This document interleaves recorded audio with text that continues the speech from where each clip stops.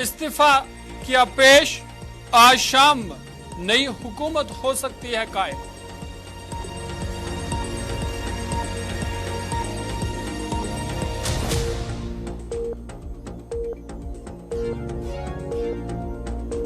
और जम्मू कश्मीर में खुश्कसाली का दौर खत्म, अगले एक हफ्ते तक बर्फबारी का इम्कान, मुगल शाहरा और श्रीनगर लद्दाख शाहरा मुसलसल बंद।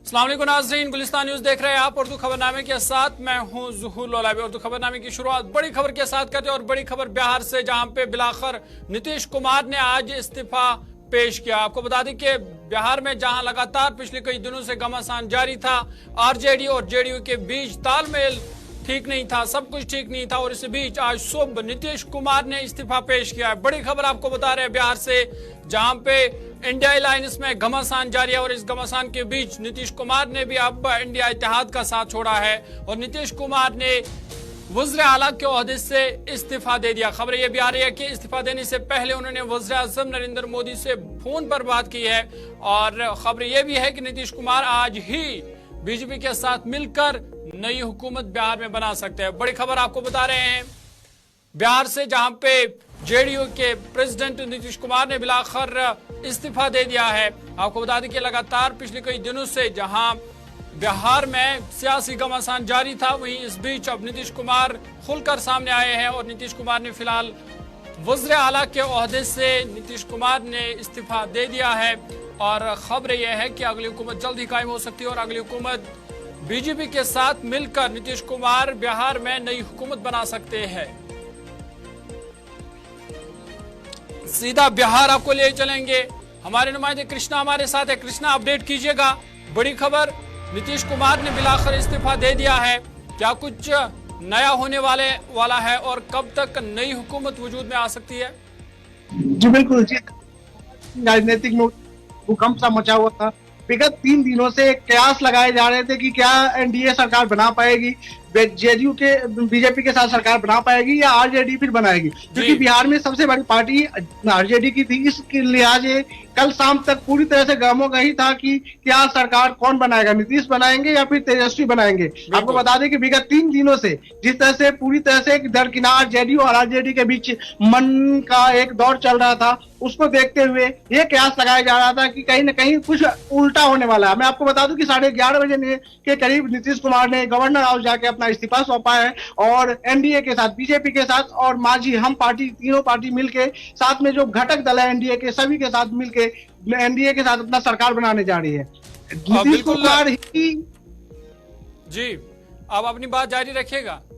नीतीश कुमार ही मुख्यमंत्री होंगे और बीजेपी के कोटे से 2 डिप्टी सीएम की कयास लगाया जा रहा है कि बीजेपी अपने 2 डिप्टी सीएम रखेंगे। आज शाम तक हो सकता है कि जेडीयू जो है अपनी शपथ ग्रहण प्रोग्राम रखे और उसमें आपको बता दें कि बीजेपी के जो भी शीर्ष नेता है जेपी नड्डा आने वाले हैं, जेपी नड्डा उसकी नेतृत्व करेंगे और कल अमित शाह की भी आने की चांसेस है। तो आज शाम ये कयास लगाया जा रहा है कि इस्तीफे के बाद अगला जो व्यवस्था है वो सरकार बनाने की है, तो आज शाम 4 बजे के बाद सरकार बनने पे गहन मंथन होगा। तो ये बताइएगा कि आरजेडीयू का अब अगला कदम क्या होगा और उनका इस पर क्या अभी तक कोई रिएक्शन आया है? जी बिल्कुल, आरजेडी की चूंकि ये एक्सपेक्ट नहीं कर पा रही थी कि इस तरह से जो होने, मतलब जो गेम हुआ है, जो एक प्रकरण चला है, आरजेडी कहीं भी एक्सपेक्ट नहीं कर रही थी कि उसके साथ ऐसी घटना होने वाली है। हालांकि आरजेडी अपने विधायक को, आरजेडी सुप्रीमो लालू प्रसाद यादव ने अपने जो उप मुख्यमंत्री तेजस्वी यादव को भी कमान दे चुके हैं और बोले कि आप अपनी स्वतंत्र रूप से सभी चीज कर सकते हैं। हालांकि आरजेडी के सभी विधायक को विगत 3 दिनों के लिए पटना में रहने की नसीहत दी गई है कि आप पटना 3 दिन तक कहीं बाहर न जाए। हो सकता है कि इसमें कुछ और क्या अगला पाला पड़े, लेकिन अभी आरजेडी लगी हुई है कयास में कि हम कुछ करें, क्योंकि आरजेडी बिहार की सबसे बड़ी पार्टी 89 सीट को लेकर बढ़त में है। तो कृष्णा, क्या ये तय हुआ है कि जेडीयू जो है अब नई हुकूमत बीजेपी के साथ ही बनाएगा और फिर हलफ बर्दारी की तकरीब कब मुनक़द होगी, इस हवाले से कोई अपडेट? जी बिल्कुल, ये कंफर्म हो चुका है क्योंकि जो राजभवन में जाने से पहले नीतीश कुमार अगर इस्तीफा देते हैं तो उनको अपना एक प्रकरण होता है कि आप सरकार में हैं, क्योंकि मुख्यमंत्री है सरकार में है तो उनको अपने दावेदारी भी पेश करनी होती है। बिना दावेदारी के वो इस्तीफा नहीं दे सकते हैं। दावेदारी अगर पेश नहीं करते हैं तो फिर प्रॉब्लम आ सकती है। तो इसी की वजह से हम का जो 4 विधायक हैं और बीजेपी के विधायक की जो भी लिस्टिंग था, दोनों की अपने पत्र लेके गए और अपना इस्तीफा सौंपे हैं और अगला सरकार बनाने का भी पहल की है। बिल्कुल कृष्णा, जिस तरह से बिहार के लिए ये एक अहम मुद्दा है, वहीं ये इंडिया गठबंधन के लिए भी एक बड़ा नुकसान है, क्योंकि नीतीश कुमार जिन्होंने इंडिया गठबंधन की हम कहे दागबेल डाली थी, अब वही इंडिया गठबंधन से दूर हो रहे हैं। तो क्या कांग्रेस की जानिब से या इंडिया गठबंधन की जानिब से इस पर कोई रिएक्शन अभी तक आया है? जी बिल्कुल, जिस तरह से चूंकि आरजेडी बार बार कहती आ रही थी कि मैं नीतीश कुमार जो इंडिया अलायंस की जो बात थी उसमें अहम भूमिका में हर समय नजर आए हैं। बिहार की पहली मीटिंग हो या अलग अलग राज्य में अलग अलग पार्टी को एकत्र करने की बात हो तो उसमें सबसे अहम भूमिका नीतीश कुमार की थी और नीतीश कुमार ने अच्छे खासे प्रयास किए। लेकिन ऐसा क्या मिसअंडरस्टैंडिंग आरजेडी के साथ बनी जो नीतीश कुमार सीधे तौर पर दरकिनार हो गए। अब ये है कि अगर इंडिया महागठबंधन जो है, इंडिया अलायंस है, उसकी कहीं ना कहीं कमजोर कड़ी होने लगी है। अपनी बात बंगाल की बात करें, बंगाल साइड हो गया है। आपको दिल्ली की बात करें तो अरविंद केजरीवाल है, वो साइड हो गया। तो सभी को देखते हुए अरविंद कहीं ना कहीं इंडिया अलायंस जो है पूरी तरह से आने वाले दिनों में कमजोर होते जा रहा है। बिल्कुल कृष्णा, जिस तरह से आप बता रहे हैं कि पहले ही मगरबी बंगाल जो है वहां पे ममता बनर्जी अकेले लड़ने का फैसला किया है और आम आदमी पार्टी भी सीट शेयरिंग पर मुत्तफिक नहीं है। अब नीतीश कुमार ने भी इंडिया गठबंधन का साथ छोड़ दिया, तो क्या माना जाए, क्या ये गठबंधन ही अब खत्म होगा? जी नहीं, अभी छोटे बड़े दल जो है, राहुल गांधी इस पे अपने प्रकरण बनाए हुए। आज मैं बता दूं कि पूर्णिया में मीटिंग चल रही है। इंडिया अलायंस की गठबंधन की जो भी पार्टियां हैं उसको लेते हुए आज पूर्णिया में, बिहार के पूर्णिया में आज भी मीटिंग है। कल भी कांग्रेस की मीटिंग थी और उस विभिन्न पहलुओं पे ये देखा जा रहा है कि अगला स्टेप क्या लेना चाहिए ताकि और बिखराव ना हो। जो भी बचे हुए दल है उनको एक लेके कैसे चला जाए। बिल्कुल कृष्णा, जिस तरह से हम देख रहे थे कि पहले आरजेडी और जेडीयू जो है, जेडीयू और बीजेपी की सरकार थी बिहार में, उसके बाद वो सरकार टूटी, फिर आरजेडी और जेडीयू आई और अब फिर जेडीयू और बीजेपी के दरमियान सरकार बनने वाली है। लेकिन जब हम वज़ीर दाखिला अमित शाह की बात करते हैं तो उन्होंने वो अपने भाषण में बार बार ये कह रहे थे कि नीतीश बाबू के लिए दरवाजे बंद है, लेकिन उसके बाद अब ये पेशरफ्त होना, किस तरह से आप इसको देखते हैं? देखिए, चूंकि राजनीतिक संभावनाओं का एक हमेशा घिरा हुआ, संभावनाओं से घिरी हुई रहती है। एनडीए में आने से नीतीश कुमार को सबसे बड़ी चीज जो आपको बता दें कि एनडीए को ही लोकसभा चुनाव में होने जा रहा है, क्योंकि पूर्व में भी एनडीए के साथ अगर नीतीश कुमार जब लड़े हैं तो उनको एनडीए को फायदा मिला है। मैं आपको बता दूं लगभग 22 साल की साझेदारी एनडीए के साथ नीतीश कुमार की रही है और नीतीश कुमार भी ये देख रहे हैं कि आने वाले लोकसभा में कहीं ना कहीं उनका मेंबरशिप जो था 16 to 17 वो मेंटेन किस तरह से हो। तो फिलहाल अभी टोटल फोकस जो है, पूरी तरह की फोकस जो है लोकसभा चुनाव को करके किया जा रहा है और कहीं ना कहीं दूरी आरजेडी की खेमे से भी हो रही थी, क्योंकि आरजेडी कहीं ना कहीं उनको नीतीश कुमार को अपने मुख्यमंत्री के चेहरे के लिए प्रोटेक्ट नहीं कर पाई। आरजेडी से नीतीश कुमार का ये उम्मीद था कि उनसे ये अपना करे। चलिए कृष्णा, बहुत शुक्रिया तफसीलात फराहम करने के लिए। बिहार से हमारे नुमाइंदे कृष्णा ठाकुर तफसीलात फराहम कर रहे थे। तो इनका कहना था कि बड़ा डेवलपमेंट, बड़ी पेशरफ्त, जहां बिहार में पहले ही घमासान मचा हुआ था, इंडिया इत्तेहाद में घमासान मचा हुआ था, लेकिन अब बिहार की इस सियासी घमासान में एक अहम पेशरफ्त हुई है और नीतीश कुमार खुलकर सामने आया है और नीतीश कुमार ने इस्तीफा पेश किया है। गवर्नर हाउस में नीतीश कुमार ने अपना इस्तीफा पेश किया है और अब खबर यह है कि वो बीजेपी के साथ नई सरकार बनाने वाले हैं और शाम तक ये वाज़ा होगा कि हलफबरदारी तकरीब कब होगी और फिर किस मिनिस्टर को क्या पद मिलने वाला है। लेकिन ये साफ जाहिर है कि वज़ीर आला नीतीश कुमार ही रहेंगे। ताहम नायब वज़ीर आला बीजेपी के 2 लीडर होंगे और ये नई हुकूमत बनने जा रही है बिहार में। लेकिन साथ ही साथ ये इंडिया इत्तेहाद के लिए भी बड़ा नुकसान है, बड़ा झटका है, क्योंकि पहले ही इंडिया इत्तेहाद कई रियासतों में बिखर चुका है।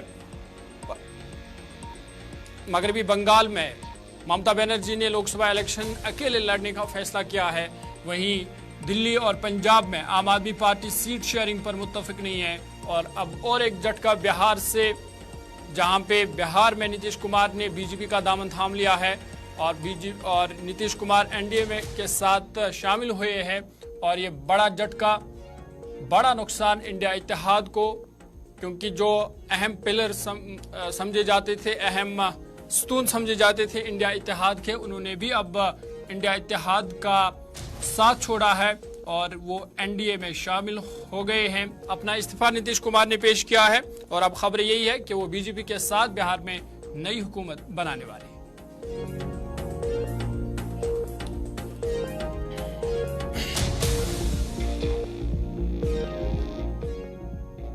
चलिए, बिहार में आगे क्या होगा, नई हुकूमत बनने वाली है और ये नई हुकूमत बीजेपी के साथ बनने वाली है। वहीं इंडिया इत्तेहाद के लिए भी ये बड़ा नुकसान है। लेकिन बिहार के बाद बात अब जम्मू कश्मीर की करते हैं और आपको बता दें कि जम्मू कश्मीर में खुश्क साली का दौर खत्म हुआ है और अब एक हफ्ते में बर्फबारी का इम्कान है, यानी एक हफ्ते के अंदर अंदर बर्फबारी हो सकती है और कई एक इलाकों, पहाड़ी इलाकों में और मैदानी इलाकों में इस वक्त बारिशें भी हो रही है।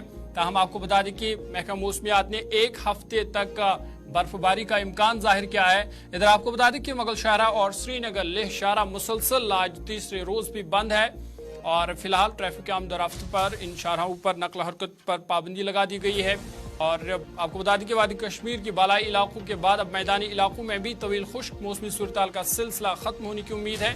और महकमा मौसमियात ने वादी कश्मीर में अगले कमोबेश एक हफ्ते के दौरान बर्फबारी की पेशगोई करते हुए किसानों से बागों की दोपाशी करने से एतराज करने की सलाह दी है।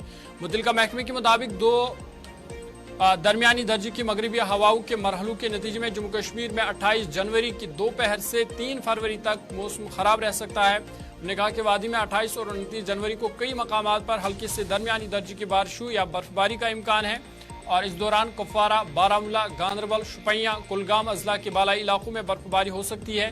वादजा वादी के कई मकामात पर 30 और 31 जनवरी को भी हल्की से दरमियानी दर्जे की बारिशों या बर्फबारी का इम्कान है और मज़कूरा अजला के बालाई इलाकों में बर्फबारी हो सकती है। वहीं महकमा मौसमियात ने बताया कि वादी में 1 फरवरी से 3 फरवरी तक भी कई मकामात पर बारिश और बर्फबारी मुतवक्का है। खासकर सुबह जम्मू के मैदानी इलाकों में गरज चमक के साथ साथ रुक रुक कर बारिशें हो सकती है। इधर आपको बता दें कि बर्फबारी के बायस वादी के पहाड़ी इलाकों खासकर संथन पास, मुगल रोड, साधना पास, राजदान पास, जोजिला पास पर ट्रांसपोर्ट की नकल हमल मुतासर हो गई है। मुगल शाहरा और श्रीनगर लेह शाहरा मुसलसल आज तीसरे रोज भी बंद है। सीधा शुपियां आपको लिए चलेंगे, हमारे नुमाइंदे इरशाद हमारे साथ हैं। इरशाद, अपडेट कीजिएगा, मौसम की क्या सूरत हाल है, अगर मुगल शाहरा के हवाले से क्या अपडेट है? देखिए ज़ोहर, अगर हम मगर रोड की बात करें, मगर रोड फिलहाल 2 रोज से जो है बंद पड़ा हुआ है। जराइयों से पता चलता है कि इस मगर रोड को जो है अब मार्च में ही खोला जाएगा, मगर जिस तरीके से यहाँ जो है मौसम ने फिर से एक बार जो है करवट ली है, उबरू आलूद है और इस तरह से लगता है कि बर्फ जो है शाम तक जरूर होगी। मगर अगर हम बात करें पीर की गली या डिवीजन की बात करें या और हिरपोरा की बात करें, वहां पे तकरीबन अभी भी जो है 8 इंच जो है बर्फ वो रिकॉर्ड की गई है। मगर फिलहाल मैं बता दूं, अगर मगर रोड की बात करें, मगर रोड एकदम फिर से एक जो इसको कर दिया गया है। जी जरूर इरशाद, ये बताइएगा, जिस तरह से आप बता रहे हैं कि जराये से खबर है कि मुगल रोड को फिलहाल मार्च तक बंद किया जा सकता है, तकरीबन 1 महीने का ये वक्त है कि 1 महीने तक मुगल रोड बंद हो सकता है। तो जिन लोगों का ये रोज बरोज का रास्ता है, जो हर दिन इस रास्ते से गुजरते हैं, क्योंकि शुपियां को ये पूंछ राजौरी से जोड़ता है, तो उन लोगों के लिए क्या अल्टरनेट रोड होगा? देखिए ज़हूर, अगर हम बात करें, ये जो मतलब मैं आपको बता दूं, एक तरफ से लोगों में ये खुशी है कि बर्फबारी हो, मगर दूसरी जानिब जो लोग जो है व्यापार कर रहे हैं या पुंछ के लोग शोपियां आते हैं या शोपियां से जो है पुंछ जाते हैं, उनके लिए ये बड़ी मुसीबत है। मैं आपको बता दूं, अगर पिछले साल की हम बात करें, पिछले साल में ये जो रोड जो है बंद हुआ था, नवंबर में ये बंद हुआ। इस साल जो है अगर बात करें, इस साल में जो है फरवरी में इसको जो है बंद हुआ। मैं आपको बता दूं, कहीं ना कहीं अगर देखा जाए बड़ा नुकसान हुआ इस रोड के बंद होने। कुछ लोगों से हमने बात किया, उनका कहना है कि अगर जो इस पे टनल हो जाती तो कितना अच्छी बात होती, मगर यहाँ पे इंतजामिया जो है बार बार ये दावे करते आ रहे हैं कि इस पे जो है टनल होगा, मगर अभी तक वो टनल नहीं बनाएंगे। जिस तरीके से यहाँ के लोग जो है उन्होंने गवर्नमेंट ऑफिस के सामने जो है धरना भी दिया था कि इस पे जो है टनल होनी चाहिए, मगर अगर देखा जाए अभी तक उस टनल का जो है काम नहीं लगाया गया। जिस जिस हिसाब से यहाँ के लोग जो है बहुत ही परेशान है जी। चलिए इरशाद, बहुत शुक्रिया तफसीलात फराम करने के लिए। हमारे नुमाइंदे शाह इरशाद शुपियां से तफसीलात फराम कर रही थी, तो इनका कहना था कि आज भी मैदानी इलाकों में बारिश के साथ साथ पहाड़ी इलाकों में हल्की बर्फबारी का सिलसिला जारी है। वहीं जराये से खबर यह भी है कि मुगल रोड को तकरीबन मार्च तक बंद किया जा सकता है। कुपवारा आपको लिए चलेंगे जहां से साहिल शमीम हमारे साथ है। शमीम, अपडेट कीजिएगा मौसम के हवाले से। टंगडार, मचल, क्या कुछ अपडेट है वहां से? बर्फबारी हो रही है, मैदानी इलाकों में क्या सूरत हाल है?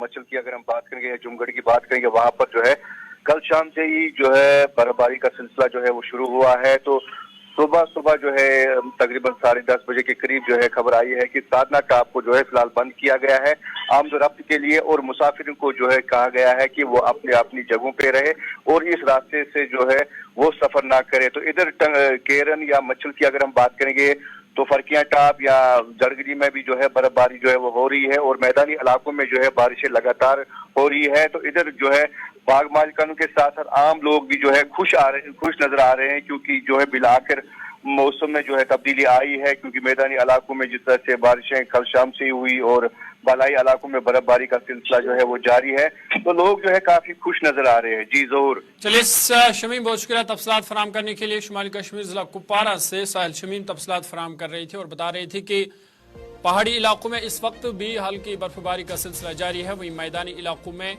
बारिशें हो रही है और इस बारिश और इस बर्फबारी की वजह से लोगों ने राहत की सांस ली है। और जिस तरह से हमने देखा कि दुआएं मांगी जा रही थी, नमाज इस्तिस्का अदा की गई इस बर्फबारी के लिए, बारिशों के लिए, और कहीं ना कहीं वो दुआएं कबूल हुई और हमें बर्फबारी और बारिशें देखने को मिली। और इस हवाले से किसानों में भी खुशी की लहर देखी जा रही है। और फिलहाल महकमा मौसमियात ने कहा कि अगले एक हफ्ते तक मजीद बर्फबारी की पेशन गोई।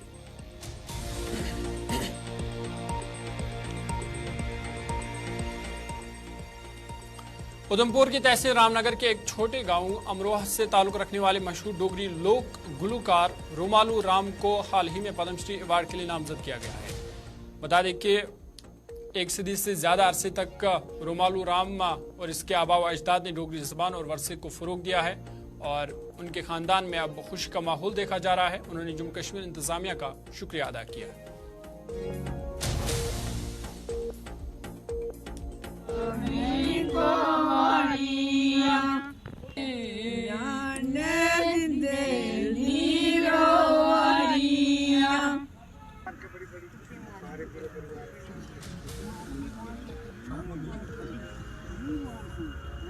मेरा नाम रमालो राम, ग्राम मेरा अमरो, तहसील रामनगर, जिला उधमपुर।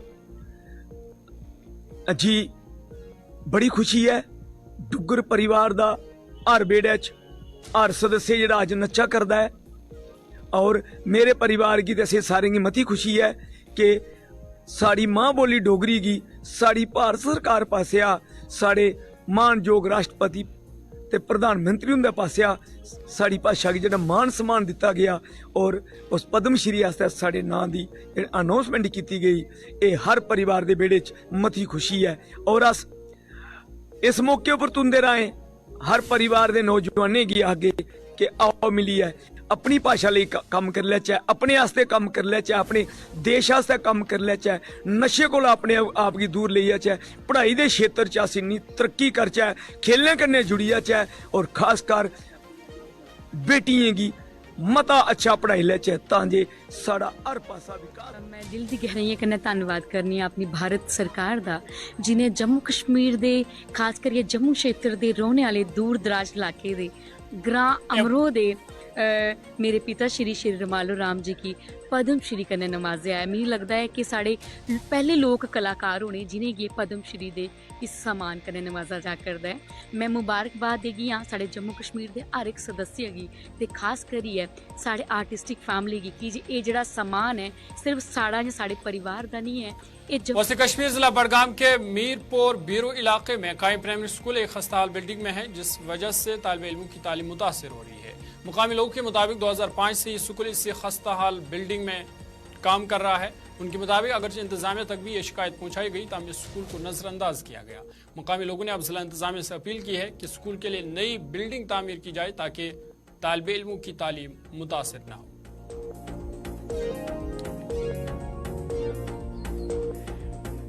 योतन ये बिल्डिंग वोत वन 5 वरी क्या वोत आज वन लगभग 10 वरी 15 वरी बिल्डिंग दियो सा बिल्डिंग दियो सा सह साथ ये तम वन बिल्डिंग हसा योस मगर ये तौर वातान तक बिल्डिंग बुझत पे ोंड जमीन ोंड सरकारी जमीन दुत खबर 1 कुनाल 1.5 कुनाल रोट जमीन अद तथी जमीन जाय तो वुचान पान स्कूल हाल क्या अंदर अत वनकस अगर कंप्यूटर सिस्टम वनकस चलान स्कूल प्रत कुछ जाए क्या कंप्यूटर चलान क्या तालीम दिन बचन अन कट मज क्या तालीम दिन यह क्या टीन शेड बनोमुत टीचर पाने यह बनोमुत बच्चे मज यह गई 18-19 वरी 2005 मज आमुत जनाब मगर तत पे वोत डिपार्टमेंटस वन बिल्डिंग गई बिल्डिंग जमीन जम्मू कश्मीर आम आदमी पार्टी की तरफ से वारपोरा सोपोर में एक वर्कर्स कन्वेंशन का प्रोग्राम मुनक़द हुआ, जिसमें पार्टी लीडर एजाज मकबूल समेत वर्करों की खास तादाद ने शिरकत की। इस मौका पर जहां मौजूदा सूरत-ए-हाल और पार्टी मामलात के हवाले से बातचीत हुई, वहीं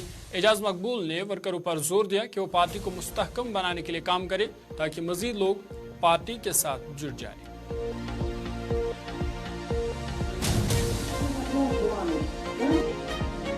आज तक हमने जो सियासत देखी है, हमारी रिवायती सियासी पार्टियों ने मजहब पर सियासत की, नफरत की सियासत की, धोखे की सियासत की, फिरका वाराना सियासत की। इन्होंने हमारी माओ बहनों की असमत पर सियासत की, हमारे बच्चों के लाशों पर सियासत की, हमारे खून पर सियासत की।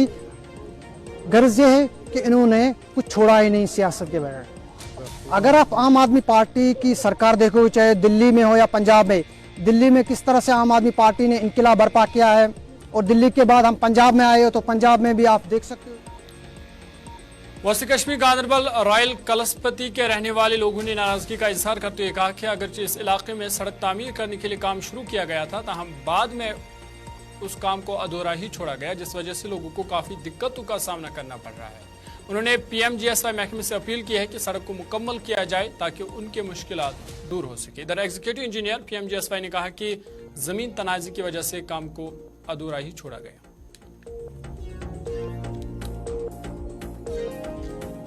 मोहम्मद शेख बस कलस्पति जनाब रोड पे सैंक्शन गो PMGSY पे रुको यह रुको जमींदारों दिख ब्रोह सर कहें यह रोड इंतहाई जरूरी सर, क्योंकि बेमार अगर ग सर या नारुक वारदात ग कलस्पति रोड फेज 10 में PMGSY के तहत सेक्शन हुआ था, 1.5 किलोमीटर की लाइन सेक्शन हुई थी। 1.3 किलोमीटर हमने कंप्लीट किए और उससे आगे 200 मीटर में लैंड डिस्प्यूट की वजह से वो कंप्लीट नहीं हो पाया। तो 2016 में ये scheme physically and financially owners पे कंप्लीट हो गई है, हैबिटेशन कनेक्ट हो गई है। चलिए, इसके साथ आज का ताज़ा उर्दू खबरनामा यहीं पे इख्तिताम पजीर हुआ चाहता है। अपने मेजबान ज़ुहूर लोलाबी को दीजिए इजाज़त। देश दुनिया की बाकी खबरों के लिए आप देखते रहिए गुलिस्तान न्यूज़।